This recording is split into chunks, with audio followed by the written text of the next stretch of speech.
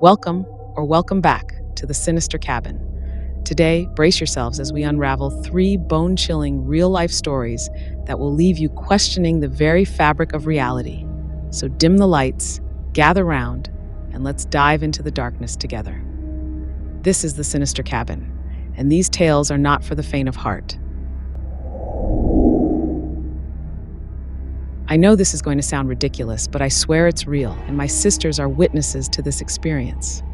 For context, I'm most comfortable sleeping face down. In the house that my family used to live in, I shared a room with my sister.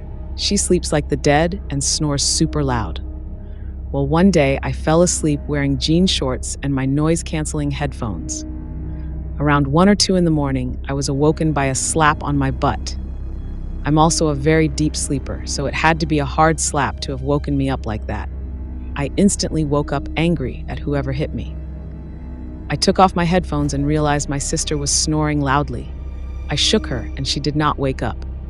I heard giggling and stormed over to my other sister's room, thinking it was them.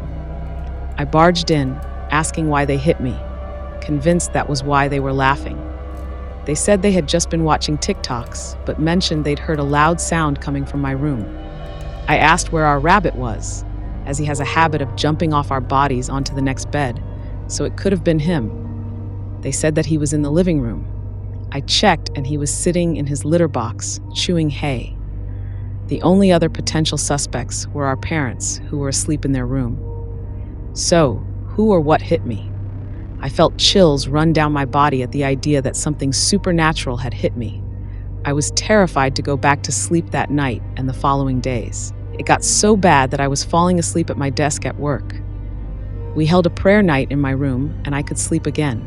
However, for a week after the incident, I still felt sore on my butt cheek. My mom said, "Well, let me see what's bothering you." When she saw it, she gasped. Where I felt the slap, I had a bruise the size of a handprint. People laugh whenever I share this story, and I can laugh about it now too, but it was the most terrifying thing to ever happen to me. I was about 20 years old and driving a friend home one day. We took a road that I frequently drove on and still do. It's in a relatively busy area and neighborhood. There is really nothing out of the ordinary about it. As I was driving down the road and about to cross over a paved bridge, I noticed a woman in all black clothing with some sort of headdress on. I could only see her face, as her body was facing away from the street, and her head turned to look at us. She made direct eye contact with me. She had a round face with big, puffy cheeks. Her brow was furrowed like she was angry, and her eyes were so dark and wide. It was like she was making sure I knew she saw me. She was standing near the guardrail on the side of the road, which I thought was a bizarre place to stand and spectate. I found it so bizarre that as we passed her, I pointed her out to my friend and said, "Why is that woman standing there?" My friend looked and immediately said, "What woman?" The woman was on the right side of the street, which was directly next to the passenger side door where my friend sat. When I looked in my rearview mirror to explain, she was completely gone. It freaked me out so badly that I started crying, overwhelmed with emotion. It happened so fast that there was no way for her to run or walk away. The whole interaction lasted mere seconds, but to this day, 12 years later, I can still vividly see the woman's face. It gives me the creeps. Every time I drive down that road, which is every day on the way home from work, I wonder if I'll see her again.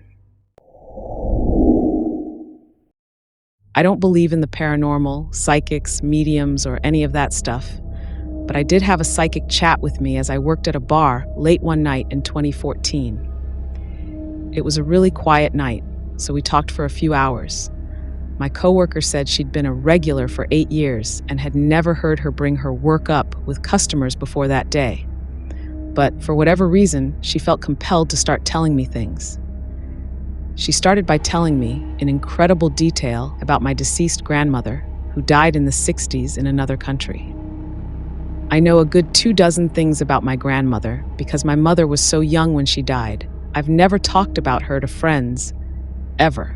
The place I was working was in a different city than the one my mother lived in too, I had no family there, and I had no social media trail with this information. Nonetheless, this woman dropped my grandmother's actual first name, her unusual nickname, and my deceased aunt's name, who is also someone I never really talk about. And if I do, I don't use her name. She continued to reveal things she had no way of knowing, like my aunt and grandmother's medical conditions, in absurd detail. My little non-believer ass thought I'd caught her when she mentioned that my grandmother was pregnant when she died. After hours of being spooked, I was like, aha, gotcha. No, she wasn't. Internally, of course, because I didn't want to be rude to the spooky lady. Well, I called my mom later that day and told her about it. To my surprise, she confirmed that yes, my grandmother had been about 8 weeks pregnant when she died. And that's it for today's video. Don't forget to hit that like button if these stories gave you the chills. Share this video with your fellow thrill seekers, and if you haven't already, subscribe to stay tuned for more spine-chilling content. Remember, in the realm of the mysterious, curiosity is key, but caution is your closest ally. Until next time, stay curious, stay cautious, and as always, sweet nightmares.